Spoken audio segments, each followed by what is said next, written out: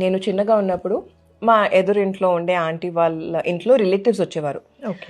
ఆ రిలేటివ్స్లో ఆ టైంలో ఒక అంకుల్ లాంటి అన్న, కొంచెం పెద్ద ఏజ్ అన్న ఉండే. ఓకే. ఆయన వచ్చి నార్మల్గా చిన్న పిల్లలకి మనం ఇలా ముద్దు చేస్తాం కదా, అలా ఎక్కువ ముద్దులు చేసేవారు. బుగ్గలు పట్టుకొని అలా ముద్దు చేసేవారు, ఇలా అనేవారు, బుగ్గలకి పప్పులు ఇచ్చేవారు. ఐ డెంట్ నో ఆ టైంలో. తర్వాత అందరం ఆడుతున్నప్పుడు రైల్వే క్వార్టర్స్లో ఉండేవాళ్ళం. సో స్టెప్స్ ఎలా ఉంటాయి నార్మల్గా మనకి స్టెప్స్ ఇక్కడంటే అపార్ట్మెంట్స్లో జనరల్గా స్టెప్స్ వాడరు. రైల్వే క్వార్టర్స్ లో కూడా స్టెప్స్ అలా ఉంటాయి. ఇక్కడ ఒక క్వార్టర్, ఇక్కడ ఒక క్వార్టర్, ఇక్కడ ఒక క్వార్టర్, ఇంకా అంతే.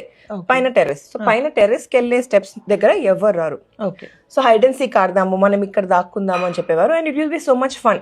అందరం పిల్లలు ఆడేవాళ్ళం, అందులో ఈ అన్న కూడా జాయిన్ అయ్యేవారు.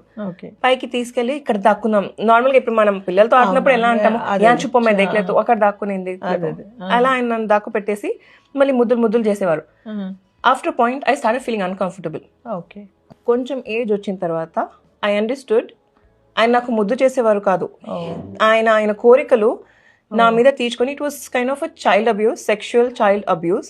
ఆ టైంలో ప్రాబబ్లీ మనకి అంత అవేర్నెస్ లేదు. అవేర్నెస్ అంటే పేరెంట్స్ కి ఉండుండేమో, బట్ పిల్లలకి నేర్పించాలి, పిల్లలకి చెప్పాలి, గుడ్ టచ్, బ్యాడ్ టచ్ ఇలాంటివి నేర్పించాలి, వాళ్ళకి తెలియాలి అని ప్రాబబ్లీ మా పేరెంట్స్ అనుకోలేదేమో. నేను వెళ్ళి చెప్పినా నువ్వు ఎందుకు అక్కడికి వెళ్ళావు, హైడ్ అండ్ సీక్ అక్కడ ఎందుకు దక్కున్నావు అంటారు.